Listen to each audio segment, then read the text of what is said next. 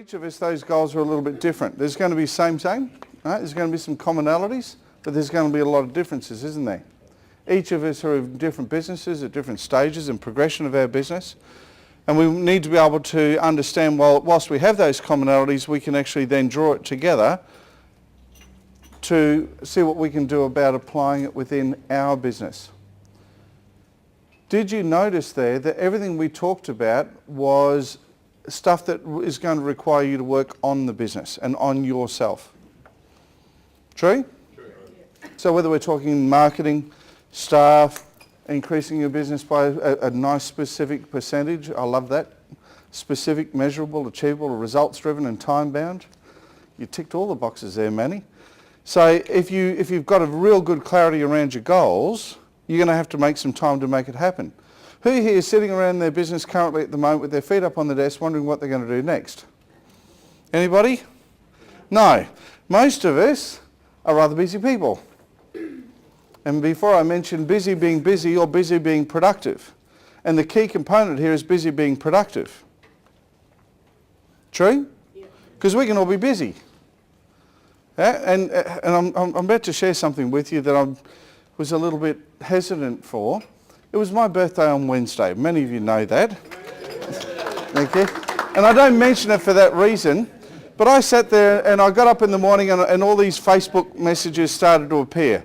And I thought to myself, you know what, I'm going to make a personal effort to say thank you. Grant saw, what did we get up to by lunchtime? We're up to about almost 200 or something. And I thought, I'm going to spend some time and I'm going to make a personal effort to say thank you to everybody who said thank you to me on Facebook. And the SMSs, and the emails, and the messages. I got to about 10 o'clock and realised that I had blown an hour and a half of my time. An hour and a half of my time. So what did I do? I delegated to my PA. Yes. Why? Why? Because my time is valuable, and anybody who cares about me is going to understand that my time is valuable. Hayden. I think it comes down to it was important, but it wasn't critical or essential. So it's a question of working out which important things are really, really important. Oh, it's almost like I paid you for a segue. Very nice. What I'd like everyone to do is to draw a little cross on their sheet. Some of you may have seen this before. Draw a little cross.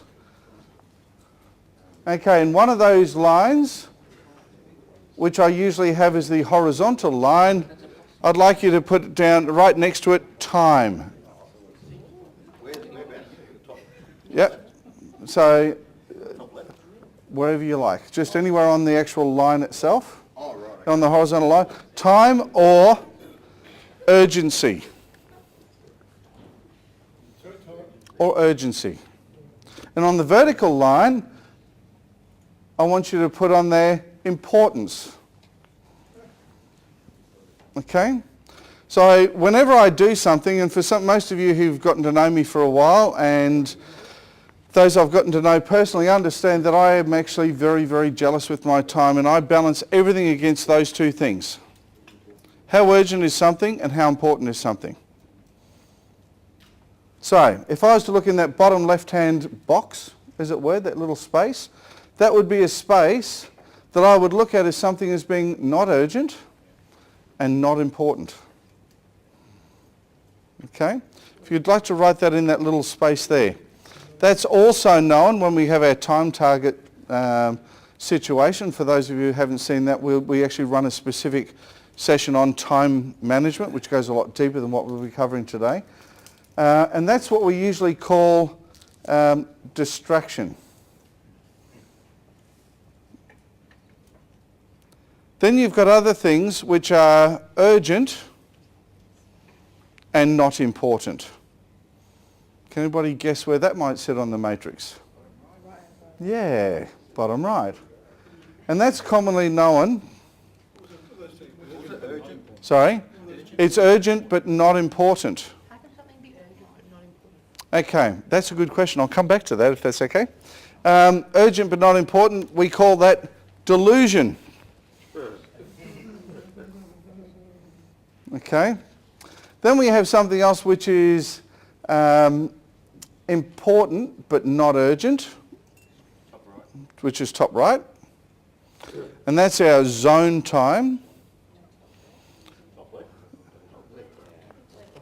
Do I have a cross in front of me? I'll let you choose which one it goes into from your looking at it, which is called zone. And the other one, which is important and urgent, and that's known as demand. Now, if we look at everything in those 4 simple boxes, did I mention earlier that I like to keep things really, really simple? What are some good examples of things that are not urgent and not important? Facebook can be put into that category. It's not necessarily there. What are some of the other things that we do to sabotage our day with stuff that's just rubbish? Which can be Facebook. We'll get off Facebook for a minute. Hayden? Reading all the crap emails he gets through to you. Can be. Yeah, in fact, that's a big part of it. Who here gets more than 20 emails a day? Keep your hand up if it's more than 40, 60, 80, 100, 150 sometimes, yeah? What do you reckon is the first key to run out of my keyboard? The delete key. And unsubscribe is my favourite word. All right, so there are a number of things that I subscribe to that are important to me, but they're not that important. They just float into the inbox and I'll worry about it. There's other stuff that is very important to me. How do I know it until I've looked at it? I don't. But who here has got a sound that occurs when an email hits your inbox? Go on, hold your hand up. Yep. So what happens? We have this wonderful Pavlovian response and we start drooling and we go, somebody wants to talk to me. I better check my emails. And you stop what you're doing and check your emails. Horrible. Now I'll give you some examples. I was working with a client a few years ago, and one of the big things is he always got to work early. Always, 30 minutes before the rest of his team. So he could sit down, have 2 cups of coffee, 4 cigarettes and read the paper. Do you reckon that that's important or urgent? With assessment to his business? No. So what was he doing? He was allowing these distractions, and in fact it probably fell into delusion as well, that that's the way he started the day. But how do you think that started with his team? When they turned up to start work and he was out the back having a cup of coffee and a cigarette, waiting for them to get his business started. Do you think they felt motivated? No. So, delusion. Delusion is quite often the things that we think that we have to do that no one else can do. And for those of us who are management enthusiasts, this includes pretty much everything. Right? No one else can do this better than me. Margaret, we were talking about this the other day, not with relation to you, but yes. You know, that these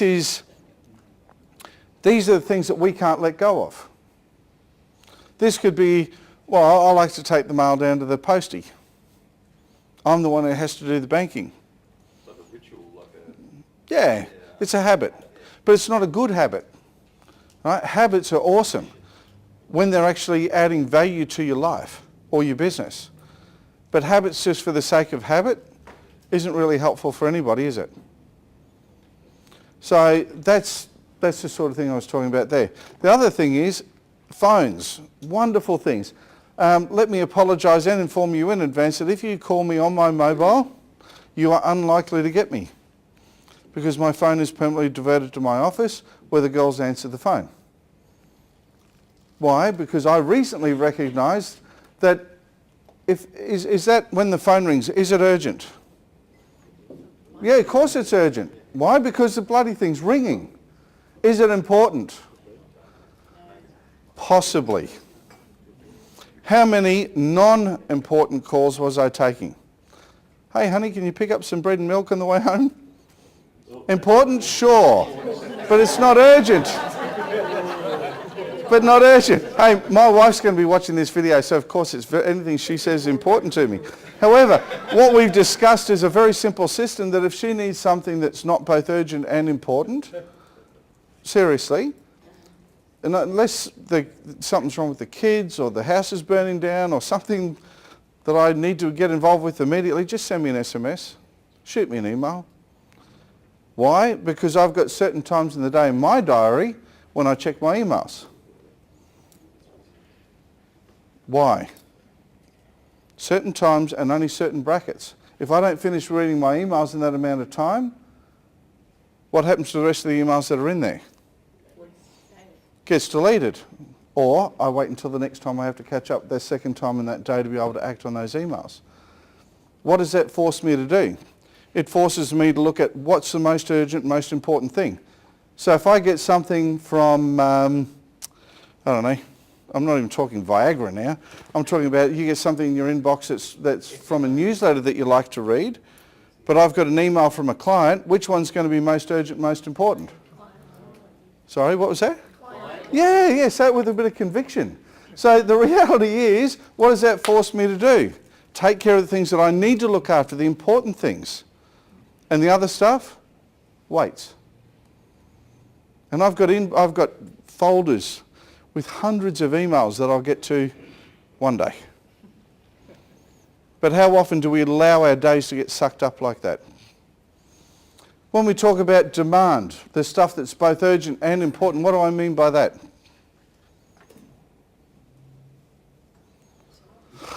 There's some people here in the room that should know answers to this. What do you reckon, Mr. Jennings? I'm going to pick on you since you've been so quiet over there. Demand would be... Yes! The simple reference to it is that's the stuff that makes you money. The doing of your business. Right, but until now, I've had to wade through two different areas to cut out the rubbish, to get through the noise, to the stuff that makes me dough. Is there anybody here who's not in business to make money? Fair and equitable profit. Oh, thank goodness no one stuck their hand up. Okay, so who'd like to make more money? Right. Big part, find out delusion and distraction and get rid of some of it. And I've got some really easy formulas in here with A, B, C, D and E. In the way that you actually look at it, the way you prioritise those things. The stuff that every single one of you talked about requires the other one. The stuff that's not urgent but important. The stuff that requires us to work on our business. But because there's no urgency attached to it, what do we tend to do with it? Put it off. What are some other things in our lives and our business that we need to focus on that are not urgent but important? Tip, we've got a personal training studio sitting over here talking about health. Our health might be a good one. If I'm standing here today and I'm feeling pretty good, is my health important? Yes. Is it urgent? No. What happens if I had a stroke? What's happened to the urgency of my health? Change a little bit. When's the best time to work on that? When I've had one or when I haven't? Now would be a good start. I can say that now that I'm being congruent. But that's the sort of thing, working on our business, making that time. I always suggest to people, if you could put aside 3 to 5 hours a week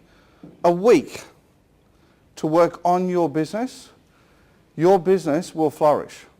Am I talking about 3 to 5 hours a day? No. How many days in the week have we got? Yeah, how many hours in each of those days? 24. So I'm not even asking you to take more than 1 hour out of each day to work on your business. Now, if business is busy and you've got lots of commitments, what's a really good way of actually finding time? Not sleeping. Yeah. I kid you not. I kid you not. We are in a tough gig, right? If you don't make dough, what's going to happen to you and your business, your home and your family?